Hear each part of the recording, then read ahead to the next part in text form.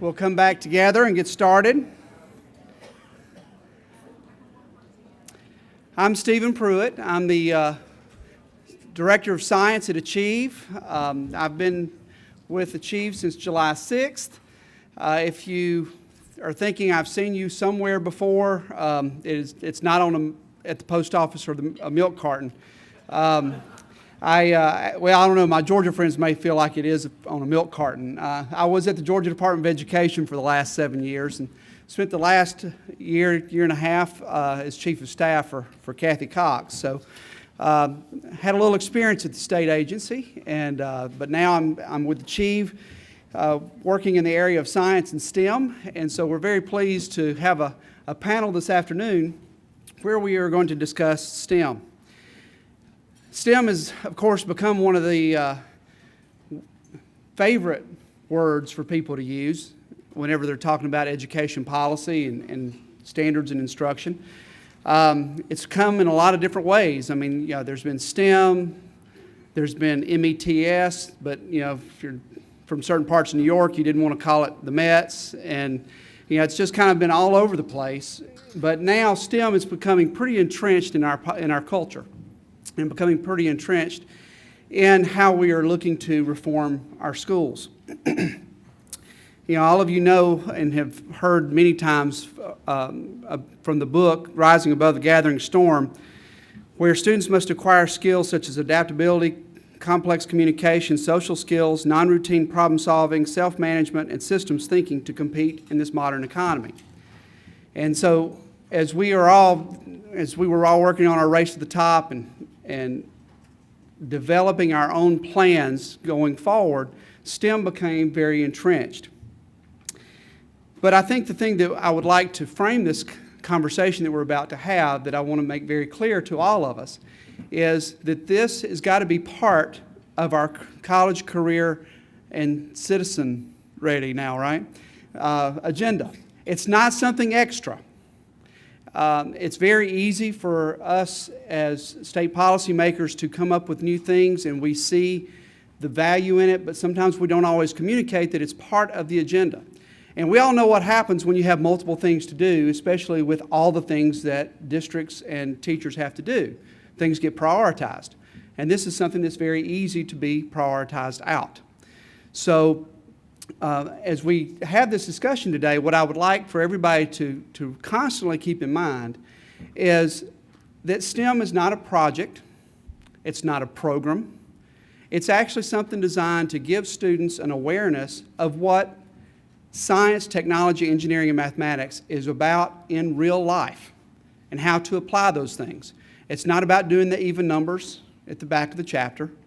It's not about going in and doing something fun and blowing things up, which, by the way, I'm a chemistry teacher and I did that often, and I think that's maybe why they let me do this, because they were hoping I would blow something up today. But I'm not. At least I hope not. And so it's about helping kids think. It's about letting kids enjoy being the investigators that children are born to do. They're born to ask the questions how, when, why. And so the design world itself is something that we have to bring back into K-12. And so as we go through this discussion today, I would ask that you please think about STEM in that context, that it should be about preparing students for their college and career. On the heels of the Common Core State Standards, as a lot of you know, we also are embarking on a whole other science initiative as well. And the whole component of STEM should be where the Common Core meets that application. So when we start talking about college and career in science, for today, let's really focus on the STEM component. We can talk about the singular components at another time. But today, we're going to really focus on the total package of STEM. I have two wonderful panelists who have agreed to join us today. Joe Sciabica is the Executive Director for the Air Force Research Laboratory at the Wright-Patterson Air Force Base in Ohio.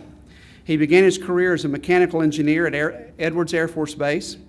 He was a principal assistant to the commander and the senior civilian executive responsible for managing the Air Force's $2 billion science and technology program. It's billion with a B. Research and development of $1.7 billion. And he had a workforce of approximately 9,500 people in the laboratories component of technology directorates at the Air Force. So it's a pretty incredible thing to consider that Joe is actually coming to us from a business perspective, but also from the ground of seeing how people are coming out of college, coming out of high school, and whether they are really prepared to go into that industry as opposed to having to be remediated once you even go into your career. Steve Robinson is the Special Assistant at the Office of Elementary and Secondary Education for the White House Domestic Policy Council. He comes to us with 15 years of teaching experience at the middle school, high school, and post-secondary levels. He's a chemistry guy too, if I remember correctly, although I think all of us science teachers actually taught a little bit of everything at some point. He served as the legislative assistant for education in the office of then Senator, you may have heard of him, Barack Obama, and he was at that time the Albert Einstein Distinguished Education Fellow. Einstein Fellows are brought to Washington to help with education policy and really gives our legislature on the ground feel for what is going on in the world of education. So if you would, please welcome our panelists. And at this point, I'm going to sit down because I'm going to be a panelist too. We're going to treat this kind of like David Letterman, although I'm not doing a top 10 today. Because we're supposed to have Governor Carcieri with us today, but unfortunately Hurricane Earl had different plans.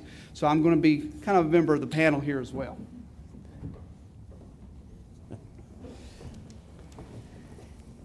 So Joe, why don't you start off and give us some ideas about where you're coming from and the types of issues that you're seeing for us in STEM.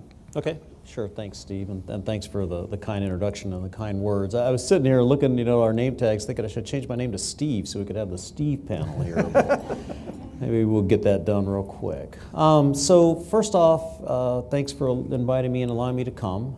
A little bit of my background. I am from California. So where's the California delegation? Right there. They're on their way. All right. So I'm a product of the California public school system. Grew up, went through high school there, then went to UC Santa Barbara, junior college in Stockton, San Joaquin Delta College, and over to UC Santa Barbara. Chemical engineering. Actually started off as a chemistry major. Heard that chemical engineering was a tough degree to get. I thought I ought to get me one of those. And I did. And most of us feel that way. Yeah, when I came through the end of getting that degree, I started to look at what chemical engineers did, and I said, I don't really want to do that.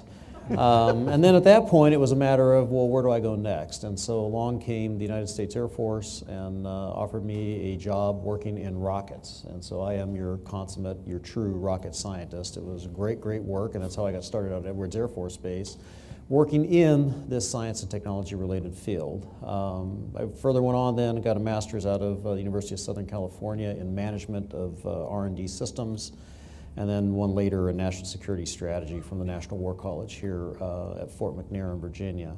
So that's my educational background. I have spent the preponderance of my career, my working career, in the Air Force system, the Air Force Research Laboratory system, working on rockets, working on satellites and space systems, and working on sensors that integrate on our air and our space systems. And now I'm privileged to sit at the very top of the research laboratory as the senior civilian at this point in my career. With a little over now, my bio is a little dated there. We actually have about 10,800 folks that make up our lab, and we execute about $4.4 billion a year in science and technology.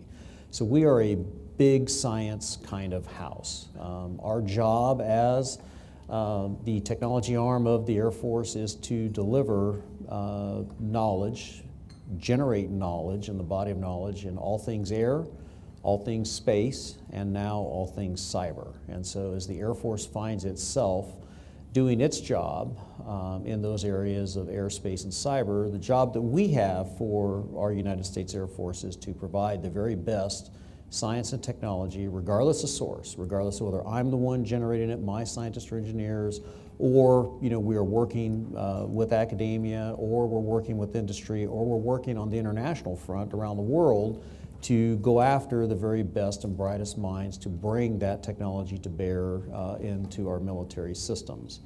We also have to take that technology and we have to get that into our civil and commercial systems as well, and so that also causes us to want to work out in the civilian sector, work closely with industry, work closely with the academic sector, help generate an industrial base that will be there and hopefully being used to support products that we use every day, products that many of you, or probably a good portion, if not all of you, use to get here to this meeting in Washington, D.C.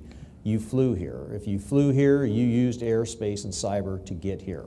Once you got to the airport, you hopped, either on the train or you got your GPS out and got your directions to get here. Again, airspace, cyber came into play. Those are all commercial civil products that transcend across, from federal agencies, not only the Air Force, the Army, the Navy, NSA, NASA, all those folks that you can think about that do work and invest in science and technology that go into generating, civil commercial products that help fuel our economy.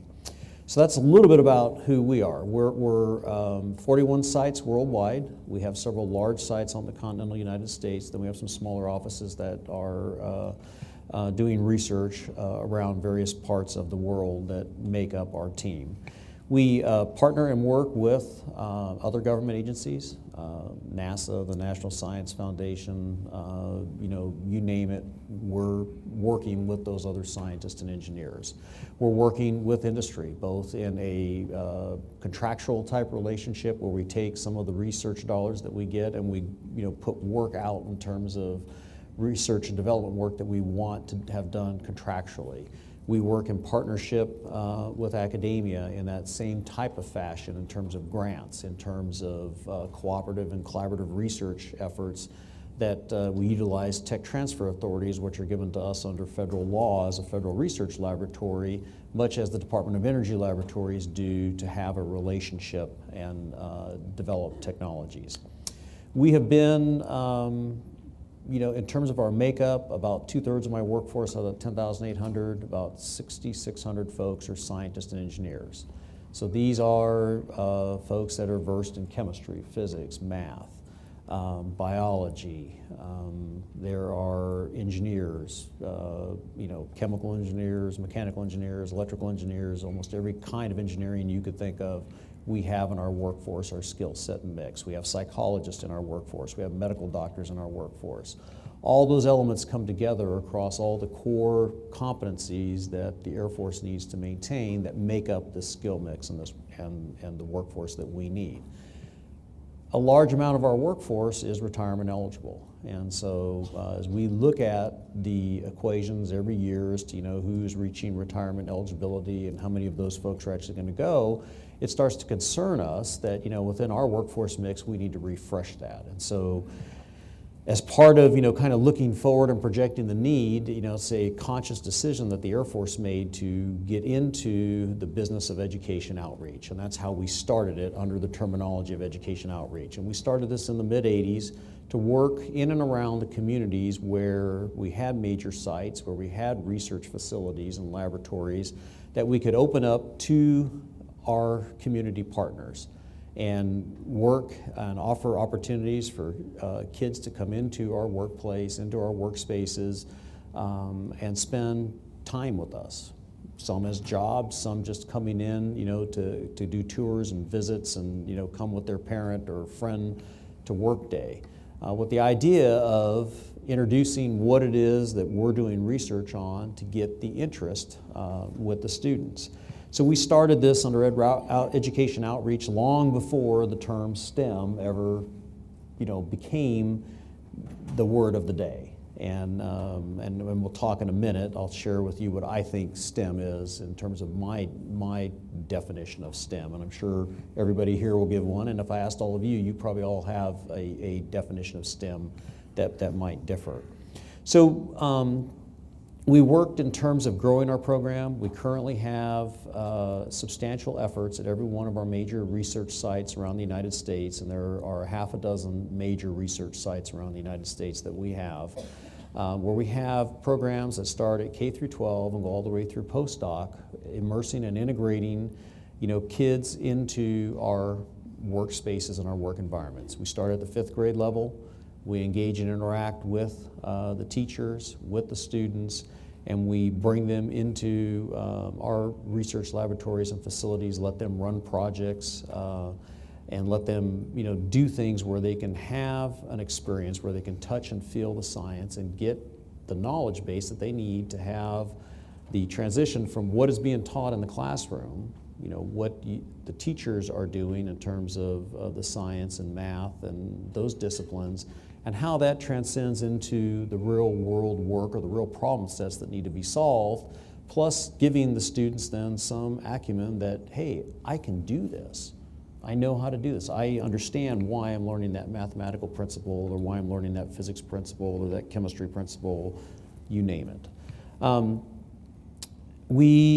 Out of 6,600 scientists and engineers that we have, this past summer we brought in a little over 1,000 students and postdocs, K through 12, predominantly starting at the junior year and then going through postdocs, make up that 1,000. I attach out of my workforce, my scientists and engineers, a 1-for-1 at least in terms of mentorship. So every student that's coming in is getting tied together with a PhD researcher or master's level researcher to help them understand the projects and the areas that we're working, and to cut them loose and to be able to address and answer the questions that they need to have.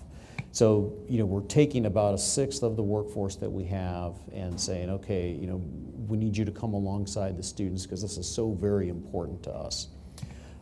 We also are making an investment in the teachers. It's good if I reach out to a student and I hit one student and I can teach and show that student what it is that we're doing. But it's even better if I can grab a teacher and I can bring a teacher into that environment. And I can get them also the ability to see what the real problem sets are that we're working on today, how it is that you can utilize the different, when you were teaching chemistry, Steve, you talk about blowing things up. Well, we blow things up too, sometimes intentionally even. All right. That's on kind the of rocket, how I felt about my instructions sometimes too. right. On the rocket side, they were controlled explosions. I did not want them to blow up. But on the munitions side, you want that stuff to blow up when you want it to blow up. So how do you do that? Well, letting the teachers understand the problem sets, touching, feeling, getting a real sense of how what they're teaching is being used, giving them real world examples they can take back into the classroom. If I get one teacher, I get every student that teacher touches then throughout that next year and for years to come. And so we're putting significant effort into that. STEM to me overall is really about, being about everything that we do, as Steve said in his introduction. It's not a program, it's not just this glitz word of the day. It's fundamentally about giving kids and giving teachers and educators and all a moment of science. Let them touch and feel and get a sense of, what technology is, what research is, how are they going to be able to utilize this knowledge that they're gained to do some job or some work with it, and are they going to like it? Because it's not for everybody, and so they should be able to make that decision early on. In Ohio, that's where I'm currently at now. When I talked earlier about relationships, we've been very blessed there in terms of the partnerships that we have had. It's been a little over 5 years that I've been in Ohio now. I met Susan Bodery, who's here somewhere, about 4.5 years ago in a conversation that started as they were transitioned out of Governor Taft coming into Governor Strickland administration, of developing a partnership between the state of Ohio and the Air Force Research Laboratory to do education outreach and partnership. And so we transcended that administration, and in the transcendence of those administrations, we did not lose one step. And I think that is a real strength in terms of one of the key elements that, for all of you here that are representing various states, need to be understanding is that it truly has to be a partnership, and it truly has to be something that is long-term, because it's not any one of us in the terms that we have and the positions that we hold that we can do it all. And so if we can build those bridges, build those relationships, transcend over time, keep a clear focus on the goals and where it is that we need to go, then I think we can achieve that. One last thing, and I'll turn it over to Steve here. So why do I care? It was one of the questions I got asked coming here is, why do you care about STEM? Well, it truly is a global economy. 2 weeks ago, I was sitting in Korea, in a public forum very much like this. I addressed this group of scientists and engineers, which are the counterpart, state or federal level agency of the Air Force Research Laboratory. In that room were over 6,000 engineers just working in one area. My whole laboratory, spread 41 sites worldwide, has 6,000 engineers and scientists in it, sum total. And so I work there. I work in Singapore, I work in Australia, I work in the UK. Again, globally around the world, I'm seeing an explosion in the sciences, I'm seeing an explosion in the engineering fields and the jobs, and the complexity and the cross disciplines of these systems that we're trying to build today requires that diversity of thought. So I need those partnerships, I need those relationships. But I know fundamentally to be competitive and for the United States to remain competitive in a global economy, we need to grow this exact same type of talent. And so that's why we're so heavily invested as, not something that we do as an additional duty, but a core part of the responsibilities that I see that myself and my team needs to do for all of you as citizens of the United States is to do this education outreach and to get out there and partner and team, take it very seriously. Everybody gets involved, not just Joe Sciabica, it's everybody in the research laboratory, it's the families, it's all that we touch. Get out there and share and help these kids get this moment of science. Very good. Thank you. Steve, obviously President Obama and Secretary Duncan have made STEM a priority, as evidenced by everything from Race to the Top to comments that the President's made.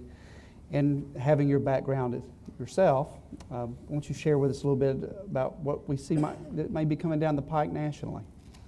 Okay, thank you. Thanks for inviting me today. I just want to mention a little bit about who I am, just very briefly. 5 years ago, I was a science teacher in Eugene, Oregon, and I came to DC on a fellowship thinking I'd be here for a year, and now I work at the White House. So I've kind of been on the light speed course in educational policy for the past 5 years and enjoying it tremendously. I feel very selfishly I have the best job in the world, and I have several terrific bosses. One is Arnie Duncan at the Department of Education, because that's actually who pays my paycheck. I'm assigned to the White House, where I get to work on Domestic Policy Council for Melody Barnes, who's the Domestic Policy Advisor to the President, who was my former boss when I worked in the Senate for him for several years. So I'm very lucky to be in this position. People often say, boy, isn't it hard to work in the White House? And I say, compared to teaching ninth graders, are you kidding? Right? I usually know what the questions will be. They're much more predictable here than they were teaching ninth graders in North Eugene High School. But again, I'm really lucky to be here, and I want to just say how much we appreciate the great work that all of you are doing. I know when I first came to DC and people said, boy, wouldn't it be something if someday there were standards that were in more than one state and people across the country were talking about how to do things in a rational way and how they might be able to work together, and you'd say, yeah, great idea, that'll never happen. And now you people are doing it, and it's pretty amazing. So again, thanks for your terrific work. So the President does talk about science and technology, engineering, and mathematics education, as does Secretary Duncan. Last April, the President went to the National Academy of Sciences and challenged the scientists there that day with saying, we really need all hands on deck to do this. This is really a national agenda where we have to make sure that kids have the opportunity, and I love this phrase that he used, to be builders and creators of things, not just consumers of things. I think oftentimes scientists think that the reason we teach science is so there could be more scientists. And although we need more scientists and we need more engineers, we need more people who can use technology, it would also be great if everyone in America had what Dennis Partells at the Exploratorium calls the baloney detector, had a sense of how the world really works so that we know when we're being deceived. had kind of the analytical skills that are necessary that scientists and engineers and technicians and mathematicians often develop. So when we talk about college and career ready standards, which I know is what really interests you, I want to just mention a couple of weeks ago, you probably saw the ACT College Readiness Report came out. And in that college readiness report, it said that I think 66% of college graduates who the ACT was monitoring were ready for college rigor in English, 50-some% in writing, 40-some% in mathematics, less than 30% in science.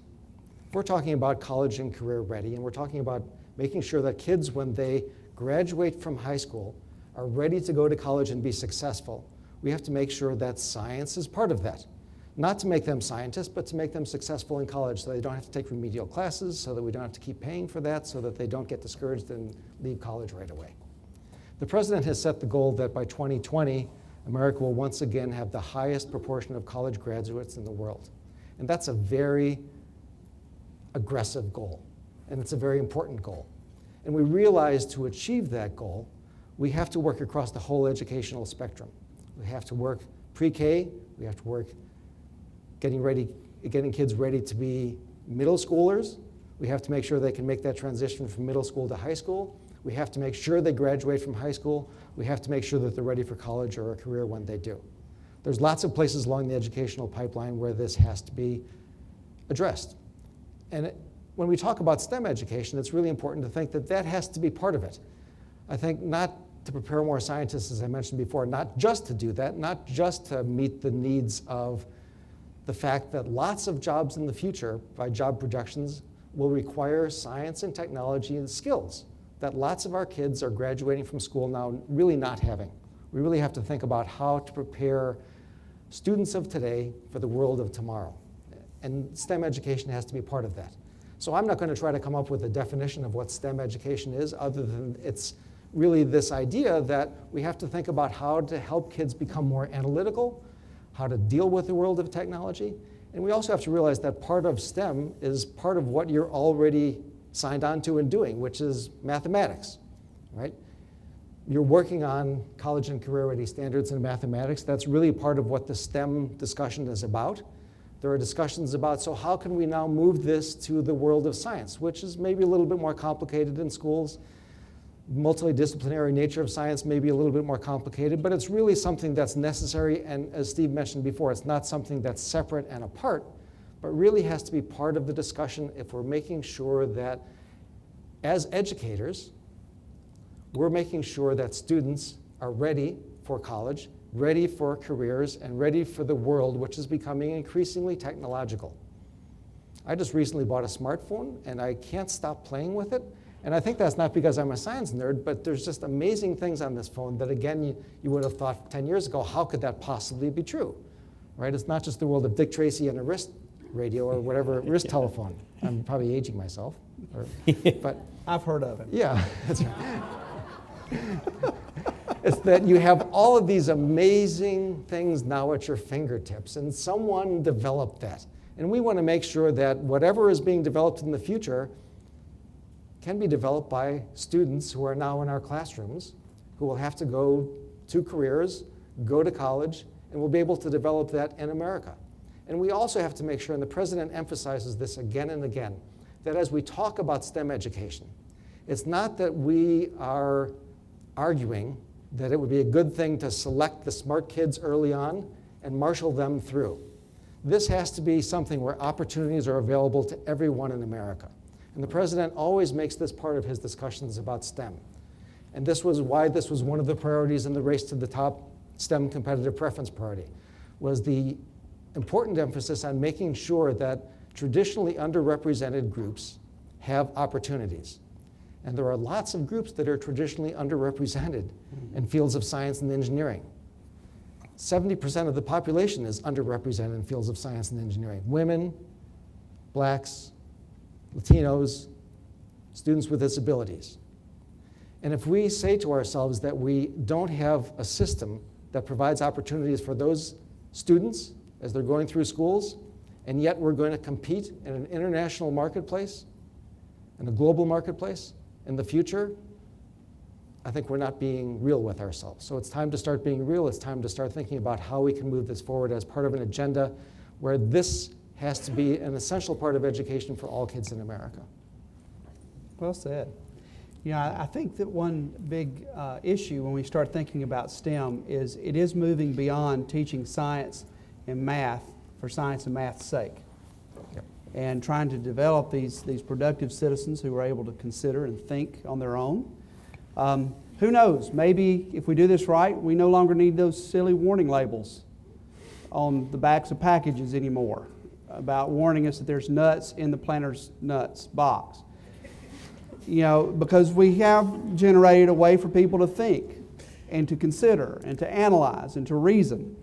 I think in addition to really moving away from the idea that unfortunately science was a bit of an exercise in intellectual bulimia, where there was a lot of facts that people memorized, and you know what happens in bulimia. Since we just ate dinner, I won't expand.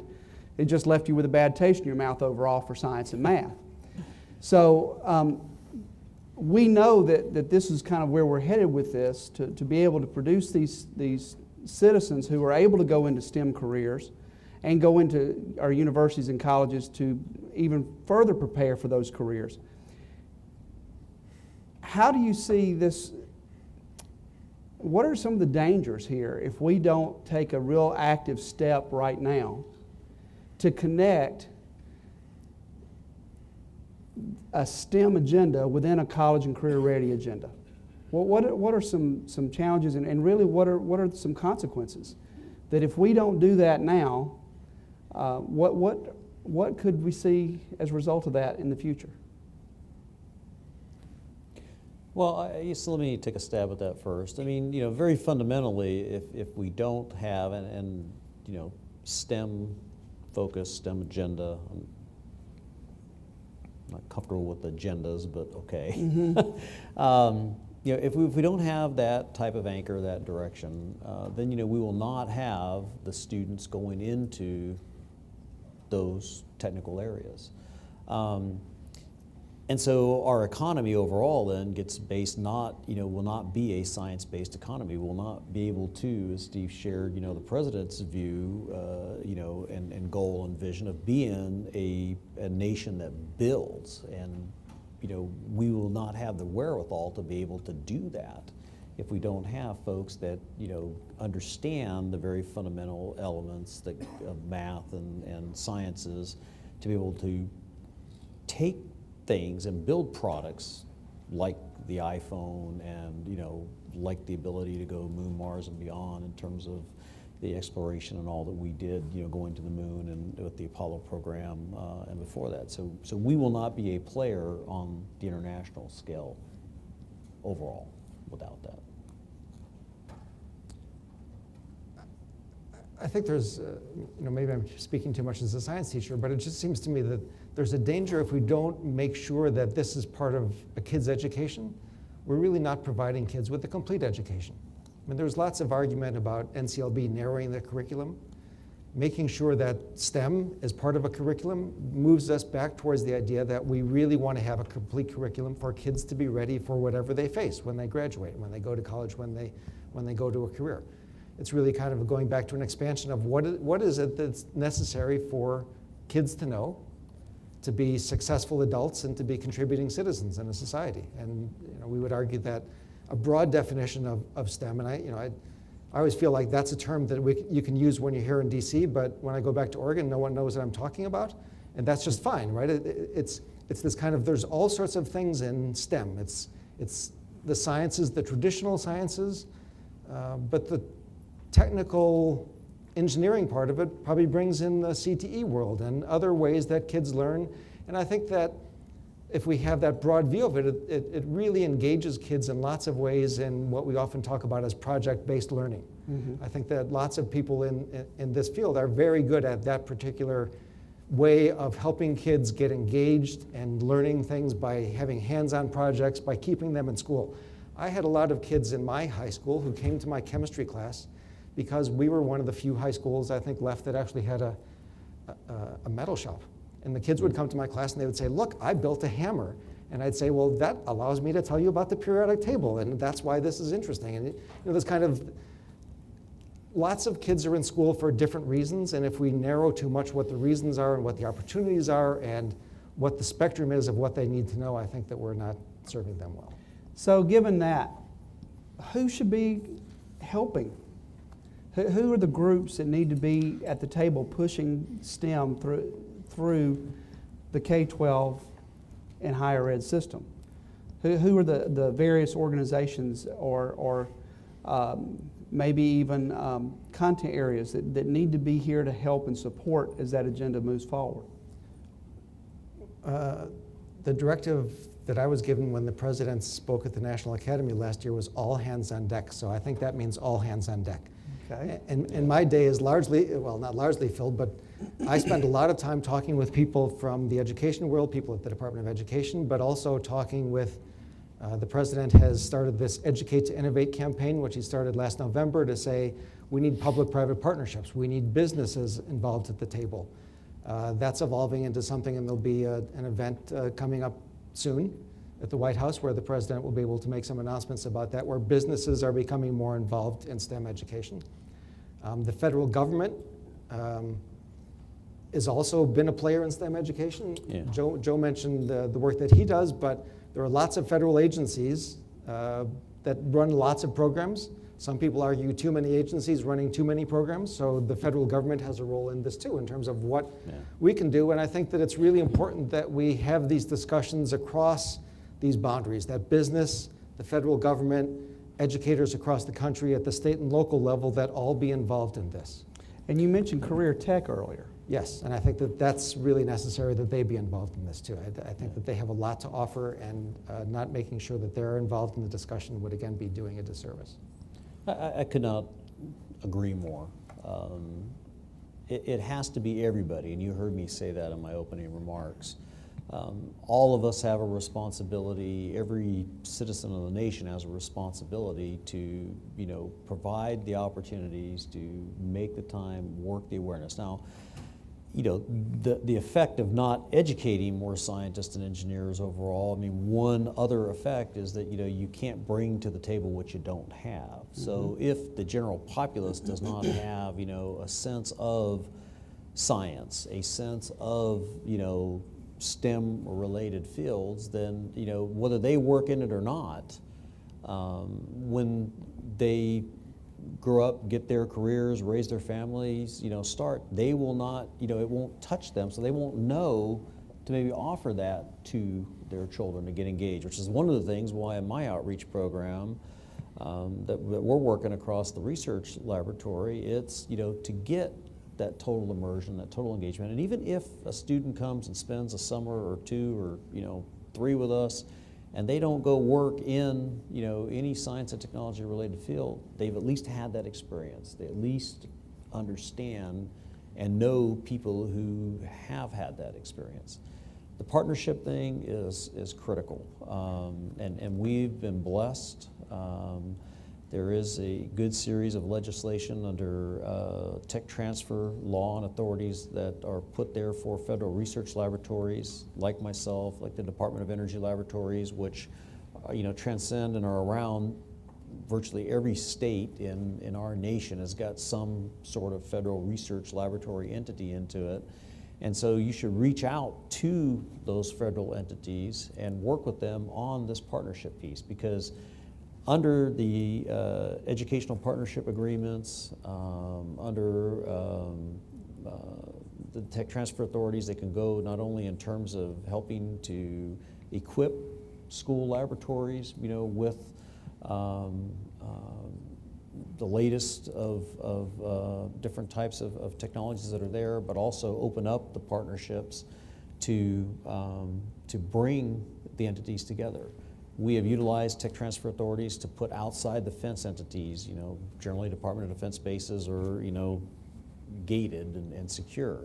So we've opened up outside the fence neutral territories where government, industry, and academia can come together and work and solve, problems that are basically generic in nature but have applications to the missions I do, and then to commercial and civil missions as well, that allow those technologies then to be developed into commercial products and go in and out to industry. Yeah. And just to answer a little bit more about the question, it's really important that the Department of Education be involved in this. This was part of the blueprint. In the section of the blueprint called the Complete Education, we had these separate little buckets. One was about literacy, one was about STEM, right? Complete education. So it's really a place where I think many people in DC have felt that the Department of Education wasn't interested or wasn't involved in STEM education. And that's clearly something that Secretary Duncan is very involved in making sure changes, that he realizes this is important. And the Department of Education and the science agencies are having lots of discussions about how we can bring the expertise of the agencies and what they know about teaching and what they know about helping teachers, and how that can be disseminated through the work that the Department of Education does. So how we can partner better in the federal government and model the good behavior that we're asking of others across the country. So I guess it would be fair then to say that you would feel strongly that we need strong STEM leaders at the local level, the state level, and the federal level to really have a cohesive plan for STEM in the U.S. Leadership's really important, and oftentimes, I think that many science teachers would say that the leadership in the school is really important just in terms of getting it and not impeding what needs to be done in terms of making sure that their science classes have resources, billing, but can also work with other teachers across the school, just to make sure that people understand the importance of this. Mm-hmm. So do we need a national pipeline, or is this something that the states that are here who have made commitments either through Race to the Top or through their own strategic planning, is this something that really should be state-led, just like the Common Core? Is there a way to have a national pipeline outside of that? It has to be done at the state and local level because that's where things happen. I think the model of the way that the department and the government has encouraged people to think about STEM through the competitive preference, priority, and Race to the Top was pretty powerful, was very interesting, and I think the way that the federal government has said repeatedly, these are not federal standards, these are not national standards, these are common standards developed by the state in English language arts and mathematics is a terrific model for how we have to think about moving forward. We realize that the federal government doesn't actually provide much funding, that the federal government isn't in the classroom, and that it's really the work of you and the educators that you work with that will drive change. And there's so much out there and I know most of you are dealing with this in various ways, that you have various funding streams. The Math Science Partnership, for instance, is one that's a very important and potentially powerful stream. Now, that's going to be going through some revisions and so forth, but what I would encourage all of us to do is, as ESEA is reauthorized and as some of these things change in their dynamic, even if it takes a little bit more work to go through the competition to possibly have access to some of those funds, I would encourage us all to do that. At this time, since we only have about 15 minutes left, I want to make sure that you guys have a chance to ask questions. So we have microphones going around. Hi, I was just wondering, with the baby boomers coming of age, ready to retire, has the administration thought at all about incentivizing those people to transition into retirement by being sort of co-teachers, collaborators in classrooms with our educators? So instead of having the teachers go to the research labs, bring those research scientists that are transitioning into retirement into our schools. I'm not ready to retire. Yeah, we're actually thinking a lot about different ways that we can encourage partnerships. There was one that was really interesting last year that kind of sprung out of the Educate to Innovate campaign, which was a public-private partnership. And maybe I'm doing a little advertising. There was a thing called National Lab Day that happened last year. It has one of the worst names in the world because it wasn't associated with the national labs, and it wasn't a day. But it was called National Lab Day. In most places, it happened in the first weeks of May, And really what this was kind of a dating service between teachers in science fields and mathematics and anyone who could provide resources. So what happened was there was a website set up, nationallabday.org, with the encouragement of the White House and the Educate to Innovate campaign. And the idea was that teachers know what they need in their classroom. And when I was a teacher, my budget was a couple of $100 a year. And then, whenever I went to the grocery store, my budget was increased out of my pocket. Everybody knows this. So the idea was there's lots of scientists who want to help. There's lots of people with expertise. There's doctors. There's nurses. There's people in town who have money. There's people in town who are interested in STEM education. So what this was a website that essentially Google mapped. A teacher would go and say, hey, I would really like to do a project about solar-powered cars, but I don't know anything about solar cells, and I don't have any wheels. And someone would say, well, I'm an engineer, and I can have access to solar panels, and somebody will say, well, I got some extra tires, and I can help you out with that. And across the country in May and thereabouts, there were, I think, about 1,400 or 1,500 projects that were teacher-initiated, where people came forward and said, I can help you out in some way. And the White House was really behind this. In fact, on National Lab Day, Melody Barnes, the White House Domestic Policy Advisor, and I went to a high school in DC where some MDs and some students from Walter Reed came and did a project on the circulatory system with a bunch of kids in DC.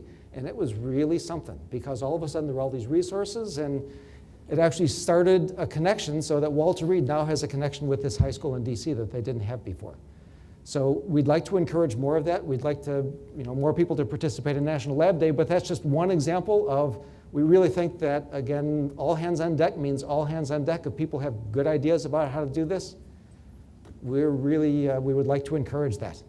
I know, in answer to your question, in my community, in terms of military members that retire and or civil servants that are retiring, that we have quite a few that are going into, the teaching field to get into the classrooms and to help carry this message forward and to do exactly the type of thing that you're saying. The other thing that we do routinely is, we allow for workforce members to go out into the classrooms, bringing different demonstrations and of real stuff. And so in the Ohio area alone, around the Dayton region, we have 65 different school districts there that we support with this type of interaction on a regular basis. In terms of standards, since we talked some about standards, one of the things I'm really proud of that we have done in Ohio is tying into we have one of the National Governors Association regional STEM centers. So the Dayton Regional STEM Center is teamed up, now currently funded out of the National Defense Education Program. That's what resources it at this point in time, initiated and started by the state. And we have taken scientists and engineers, teamed them up with educators, and brought them in and say, okay, here are the types of things that we're seeing, we need to have in a ready-to-go workforce as they come in to work and solve the research problems that we have. Well, we from the science side and the engineering side can say, here, we know what needs to happen. We don't know how to teach that. And so we, work together and with the educators, with the curriculum, tying against, the standards. And I could not agree more with the, states' rights kind of view or local rights view to put these things together, because one size does not fit all and work all, across all the various geographic areas that we have in the United States. And so we're able to tailor then the curriculum, the lessons that tie to the education standards of the state, tying again back up to the national level, and develop curriculum that is available for all. And all means all. It's available to everybody. You can all tap into this through the National Governors Association Regional STEM Center and get these lessons. And we're up over, I think, 100 lessons now that tie very specifically to real work and problems that we're doing, how to teach it. Then we've taken this thing called Lab TV, where we actually are filming 2 2 to 3 minute or 5 minute videos on these tech areas that a teacher can use. Here is how this thing's being used with the, the people that are working on it, and then they've got all the lesson plan and curriculum to teach that. Just a couple more things. Maybe this is more of an answer than you want, and maybe it's too personal, but for a while I was a stay-at-home dad, and I have a PhD in molecular biology. I tried to go volunteer in my kids' high school. It was impossible. And I realized if they won't let me in that way, okay, I'll go become a teacher. So at a pretty advanced age, I went through a certification program to become a teacher because I really wanted to be in the high school, and I thought that'd be a cool thing to do. It was. But this isn't really easy to do in many places for a baby boomer to come back and say, I want to be helpful in a science class. So that's maybe a place where you could help. But as someone who also used to teach at the university level and then taught at the middle school and high school level, the verb shouldn't be the same, right? A lot of people who are scientists or university professors really have no idea what to do when they're faced with middle schoolers. That's okay. I was a high school teacher. I wasn't sure what to do with middle school. That's right. And To be honest with you, that was my things, ulterior motive, because then you get them interested in education. They get the pedagogy from the teacher That's right. gets the science from the scientist, and then we have another way to get people in alternative routes. and that's one of the things, again, that National Ed Day tried really hard to work with people like Eric Schwartz of Citizen Schools, who does these WOW projects where he brings scientists in and has them do projects with middle schoolers and teaches the scientists, here's how to speak middle school, right? And it's really important that you be aware of that. And the third vignette is as a teacher, teachers are often told, you should reach out to the community and bring in some resources. And you go, yeah, right, how do I do that and when? So it's really important that we think about how we grease those pathways so that the communications can happen in both directions. And the communications can actually be effective communications rather than just someone else wants to come into my classroom and I want to keep them out, which happens too often. I think we have time for one more. Or either. Okay. Go ahead. I pointed that way first. Yeah, hi. I would like you to comment. You mentioned the importance of emphasizing building and creativity, creating opportunities for students to do that. It strikes me that STEM is one of the few areas, at least in K-12, if not post-secondary education, where it's possible to really begin to emphasize and systematically define what it means to be cross-disciplinary. And I wonder to what extent sort of the one-dimensional approach to standards, we have standards in mathematics, we have standards in English language arts, we may now have standards in science. Do we need standards in STEM that really emphasize principles of design? Giving students the opportunity to understand and experience what it means to design a light fixture like that. There's nothing in the math standards alone, nothing in the science standards, nothing in the English standards that will help a student understand what it takes to design that light fixture and produce it, and to use it in the context of this room. And that, to me, that's the potential power of STEM, but I don't see us addressing that in any kind of sort of knowledge and skill way in the same fashion that we're approaching standards in sort of the one-dimensional disciplines that we're pursuing so far. Does any of that make sense to you guys? Yeah, I'll have to answer that question by saying, again, these aren't standards that are being developed by the federal government, so I'm kind of bouncing it back to the people in this room and the people that they're going to work with and saying, yes, to kids, it doesn't make any difference what science they're applying. To teachers, I would often argue that the distinction between science and engineering is a false one. Lots of times people think they're teaching science, but really what they're teaching is the iterative design process of making something better.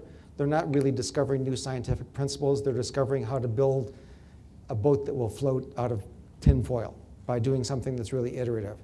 And I think that we have to, as adults, think about how we can move beyond the disciplinary nature of science, which I think will be one of the difficulties as science standards move forward, and think about how we can make this really interdisciplinary, because the goal is really to have something that engages kids and exploring both the natural world and the engineered world.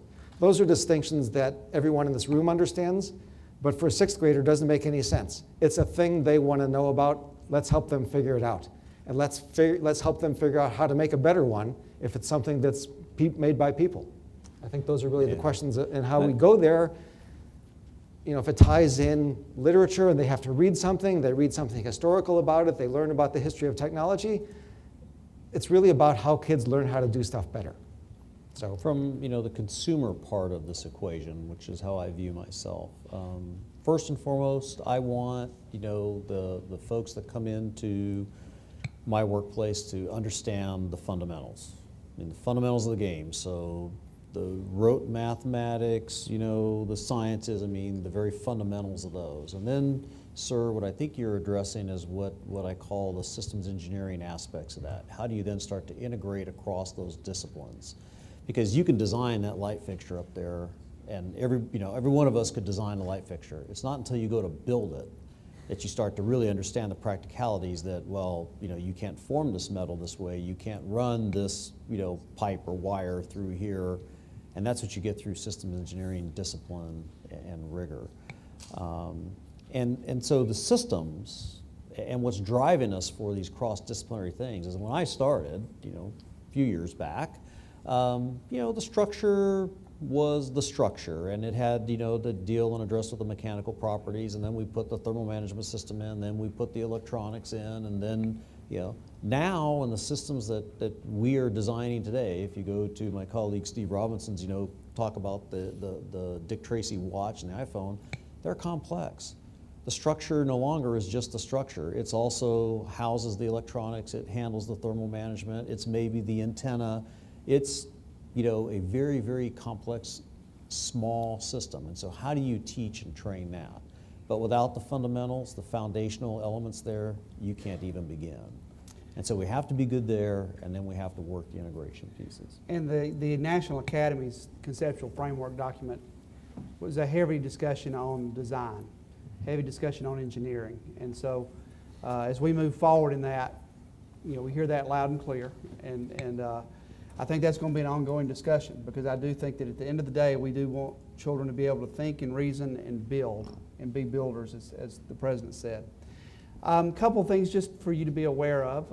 One is that, and I can't remember, Steve, when PCAST is releasing their report, but soon. It's soon. It's being negotiated. There are lots of things that are being orchestrated. Steve and I were at least part-time on a committee with I always forget this acrostic, the Presidential Council for Advising in Science and Technology. Yes. That will give some recommendations for federal level and state level for STEM education. And I just want to encourage all of you to continue the good hard work and to try to eliminate as many random acts of STEM as possible, and actually have a good cohesive plan going forward so that we can continue to move our country where it needs to be. If you would, join me in thanking our panelists.